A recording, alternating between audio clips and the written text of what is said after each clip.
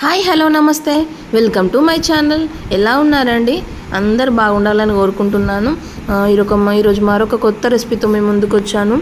గుత్తొంకాయ అండి. అసలు వంకాయ నాకు ఏ రకంగా చేసినా చాలా ఇష్టం అండి. అందులో గుత్తొంకాయ అంటే ఇంకా చాలా ఇష్టము. నేను దీనికోసం నల్ల వంకాయలు ఏం తీసుకోవట్లేదండి. నార్మల్గా మనం రెగ్యులర్గా యూజ్ చేసే వంకాయలనే తీసుకున్నాను. వాటిని అట్లా ముందుగా మనం 4 వక్కలుగా కడిగేసేసుకొని ఉప్పు నీళ్ళల్లో మంచిగా సాల్ట్ వేసేసుకొని ఉప్పు నీళ్ళల్లో వేసి మంచిగా నీట్గా కడిగేసుకోవాలండి. తర్వాత ఒక కడాయి తీసుకొని అందులో ఒక 2-3 స్పూన్ల ఆయిల్ వేసేసుకొని అది కొంచెం వేడైన తర్వాత ఈ వంకాయ ముక్కలు అనేటివి నీట్గా మంచిగా వేయించుకోవాలండి. అంటే కొంచెం జ్యూసీగా అంటే మనకి వక్క అనేది కొంచెం మెత్తబడేలాగా ఆయిల్లో ఫ్రై చేసేసుకోవాలి. అలా వేసేసుకుంటే మనకు గుత్తొంకాయ కర్రీ అనేది చాలా బాగా వస్తుంది.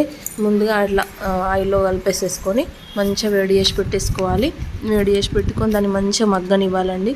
మధ్య మధ్యలో అడుగంటకుండా ఒకసారి చూసి అట్లా కలిపేసుకొని మళ్ళీ పెట్టేసుకొని వాటిని నీట్గా మగ్గనివ్వాలండి. ఆయిల్లో మగ్గిన తర్వాత